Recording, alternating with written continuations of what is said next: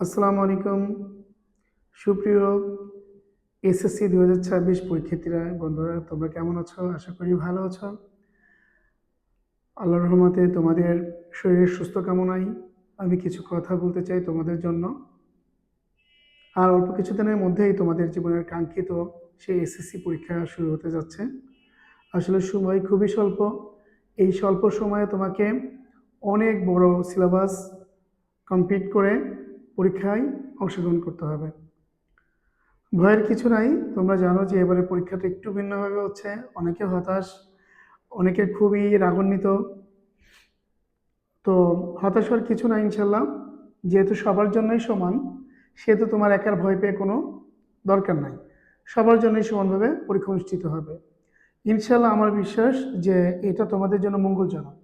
আসলে নিজের যোগ্যতায় নিজে যতটুকু পারো সেটা সর্বোচ্চ প্রায়োরিটি দিয়ে তুমি তোমার কাঙ্ক্ষিত রেজাল্ট অর্জন করবে, এবং এই রেজাল্ট নিয়ে যেন ইনশাল্লাহ তুমি একটা ভালো জায়গায় চান্স পেতে পারো। এই জন্য তোমার জন্য শুভকামনা। তো শেষ মুহূর্তের প্রস্তুতি নিয়ে তোমাদের সাথে কিছু কথা বলতে চাই। তোমরা জানো যে 21 তারিখে তোমাদের পরীক্ষা হতে যাচ্ছে। আজ 9 তারিখ। আসলে সময় খুবই স্বল্প। এই স্বল্প সময়ে তোমাকে সিলেবাস রিভিশন দিতে হবে। কিভাবে রিভিশন দিলে ভালো হবে তোমাদের জন্য, শেষ মুহূর্ত প্রস্তুতি কী কী অ্যাভয়েড করা উচিত এই মুহূর্তে, এই ধরনের কিছু কথা নিয়ে তোমাদের সামনে হাজির হয়েছি আমি। ফার্স্ট অল প্রথমে একটা কথা বলবো, এই শেষ মুহূর্তে নতুন কিছু আমরা পড়বো না। এতদিন ধরে যেগুলো আমরা পড়ছি সেইগুলো তোমরা বারবার রিভিশন দিবে, বারবার প্র্যাকটিস করবে। আর প্র্যাকটিসের ব্যাপারটা যদি বলি, কিছু সাবজেক্ট আছে যেগুলো তোমার পড়লে একটু বুঝে পড়লেই আত্মস্থ হয়ে যায়, যেমন ধর্ম, কৃষি শিক্ষা, বাংলা, এই সাবজেক্টগুলো একটু বুঝে পড়লেই হয়ে যায়, সমাজ। কিন্তু কিছু সাবজেক্ট আছে যেগুলো আসলে বুঝে পড়লেই হবে না, সাথে সাথে তোমাদের প্র্যাকটিস করতে হবে। যেমন গণিত, বিজ্ঞান, ইংলিশ, আইসিটি। তোমরা জানো যে এবারের আইসিটি একটু ভিন্ন। তোমাদের পাইথন প্রোগ্রামিং একটা অধ্যায় আছে, অধ্যায়টা তোমাদের এবার পরীক্ষা আছে। এই প্রথম প্রোগ্রামিংয়ের কোনো চ্যাপ্টার এসএসসি পরীক্ষায় অনুষ্ঠিত হতে যাচ্ছে, এবং এটা খুব বেসিক ক্লিয়ার করে যেতে হবে। তাহলে তুমি এখানকার এমসিকিউগুলো সুন্দরভাবে অ্যান্সার করতে পারবে। তো আইসিটি নিয়ে আমি ক্লাস নিব তোমাদের সামনে, কোনো একদিন আসবো ইনশাল্লাহ।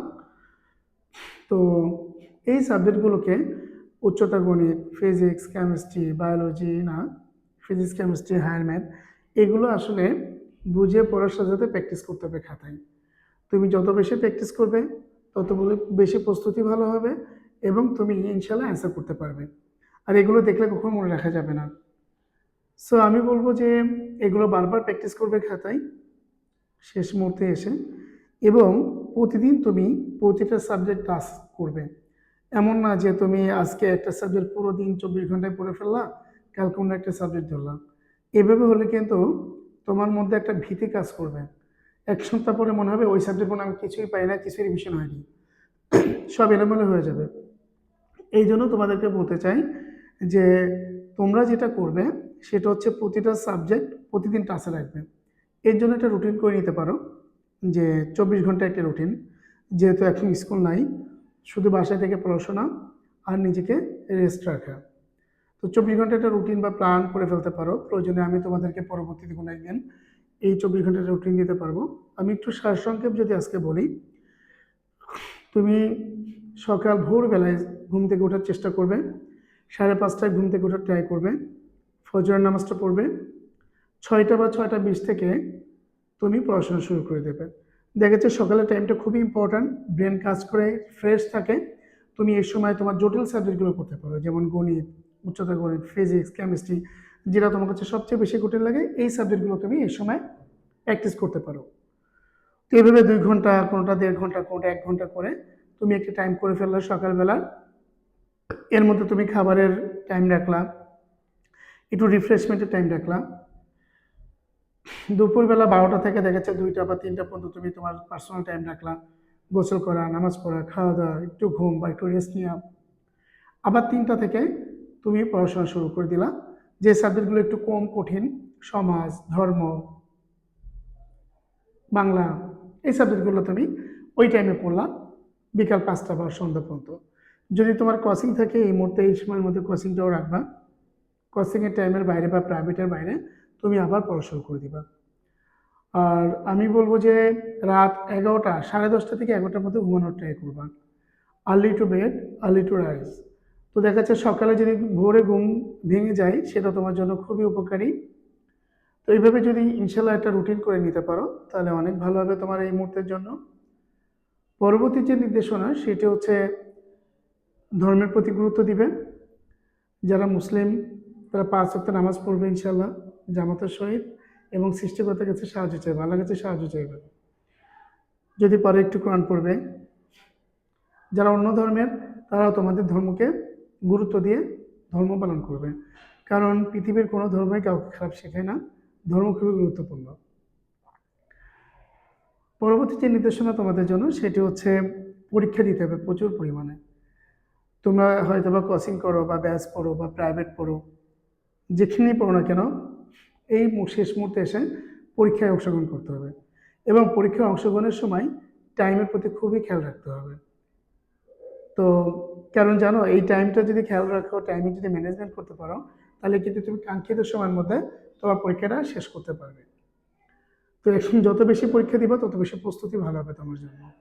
আর যদি ব্যাচ প্রাইভেট কোনোটাই না থাকে, কোচিং না থাকে, তাহলে নিজে নিজে পরীক্ষা দিবে, ঘড়ি দেখে দেখে নিজে নিজে পরীক্ষা দেওয়ার ট্রাই করবে। তাহলে দেখবে যে তোমার পরীক্ষা আস্তে আস্তে টাইম কম লাগতেছে এবং তুমি ভালো দিকে যাচ্ছ। পরবর্তী যে নির্দেশনা তোমার জন্য সেটি হচ্ছে সবসময় খেয়াল রাখবে যেন মোবাইলটা কম ইউজ করা যায় এই মুহূর্তে। যদি কেউ পারো একবারে পরিহার করে ফেলো, মোবাইল এই মুহূর্তে তোমার জন্য আসলে গুরুত্বপূর্ণ না। কারণ মোবাইল তোমার টাইমটাকে নষ্ট করে ফেলে কীভাবে তুমি নিজেও বোঝো না। মনে হয় যে 5 মিনিটের জন্য মোবাইল ইউজ করবো, কিন্তু 1 ঘন্টা হয়ে যায়। তো তোমার জীবনে এখন 1 ঘন্টা মানে বিশাল ব্যাপার। 1 ঘন্টা মানে আমি বলবো যে অন্য একদিনের সমান হয়ে গিয়েছে এখন। তুমি এখন 1 ঘন্টা যেটা রিভাইজ দিতে পারবা সেটা হয়তো 1 বছর আগে 6 মাস আগে তুমি একদিনে সেটা করতে পারোনি। তো এখন তোমার টাইমটা অনেক ইম্পর্ট্যান্ট। এই জন্য আমি অনুরোধ করবো তোমার মোবাইলটা আসলে তোমার বাবাকে বা মাকে অভিভাবকের কাছে দিয়ে দাও, এবং এসএসসি পরীক্ষার পর তুমি এটা নিবে। তোমার যদি মোবাইলের খুব দরকার হয় একটা নির্দিষ্ট টাইম তুমি মায়ের কাছ থেকে বাবার কাছ থেকে নিবে, এবং ব্যবহারের পরে ওনাদের কাছে জমা দিয়ে দেবো। আর খুবই দরকার হলে ফোন কথা বলার জন্য একটা বাটন ফোন নিতে পারো, অথবা বাবা মার ফোন ইউজ করবো যখন দরকার হবে। নিজের কাছে এই মুহূর্তে ফোন রাখাটা ঠিক হবে না। আরেকটি কথা বলতে চাই সেটি হচ্ছে এই মুহূর্তে শেষ মুহূর্তে তোমার ঘুমের খুব দরকার। প্রতিদিন 6 থেকে 8 ঘন্টা ঘুমাবে, এটা ট্রাই করবে। 6 থেকে 8 ঘন্টার মধ্যে ঘুমানোর ট্রাই করবে, এবং সুস্থ থাকার জন্য খাবারটা পরিমিত খাবার খাবে, স্বাভাবিক খাবার খাবে, পুষ্টিকর খাবার খাবে। কারণ সুস্থ শরীর তোমার জন্য খুবই গুরুত্বপূর্ণ। এই মুহূর্তে যদি সুস্থ থাকো, স্বাভাবিক থাকো, মন ভালো থাকবে, এবং মন ভালো থাকলে পড়াশোনা মনোযোগ বাড়বে। তো এগুলো হচ্ছে তোমার জন্য এই মুহূর্তে নির্দেশনা। আর সময়টাকে নষ্ট করবে না, একটু বাইরে সময়টা নষ্ট করবে না, বন্ধুদের সাথে বেশি সময় নষ্ট করবে না। প্রয়োজন ছাড়া সময়টাকে সম্পূর্ণ পড়াশোনার কাজে লাগাও। দেখবে ইনশাল্লাহ এই একটু কষ্ট, একটু পরিশ্রম তোমার লাইফটাকে পরিবর্তন করে দেবে ইনশাল্লাহ। কারণ তোমরা জানো তোমাদের এসএসসি পরীক্ষার মাধ্যমেই তুমি একটা ভালো কলেজে চান্স পেতে পারো। তো একটা ভালো কলেজে যখন চান্স পাবে তোমার পরিবেশ চেঞ্জ হবে, এনভায়রনমেন্ট চেঞ্জ হবে, ফ্রেন্ড সার্কেল অন্যরকম হবে, এবং তোমার টার্গেটও থাকবে ইনশাল্লাহ আগামীতে একটা ভালো ইউনিভার্সিটি, ভালো মেডিকেল কলেজ, ভালো ইঞ্জিনিয়ারিং ইউনিভার্সিটিতে চান্স পাওয়ার জন্য তোমার খুব অনুপ্রেরণা কাজে লাগবে। তো এই ছিল মোটামুটি তোমাদের জন্য ছোট্ট নির্দেশনা। এরপরে আরও কিছু নির্দেশনা নিয়ে তোমাদের সামনে হাজির হব। আজকে এই পর্যন্ত। তোমরা ভালো থাকবে, আমার জন্য দোয়া করবে, এবং এই পরামর্শগুলো তোমাদের যদি কোনো উপকারে আসে বা মনে করো যে না এটা আমাদের দরকার, আমি আশা করব যে তোমরা শেয়ার করবে। দেখা যাচ্ছে এর মাধ্যমে অনেকেই এটা জানতে পারবে, অনেকের উপকারে আসবে। আর আমার জন্য দোয়া করবে, এটিকে শেয়ার দিবে, লাইক করবে, এবং আমার যদি কোনো ভুল ইনফরমেশন থাকে বা কোনো জানার থাকে তোমরা কমেন্টে এটা জানাবে।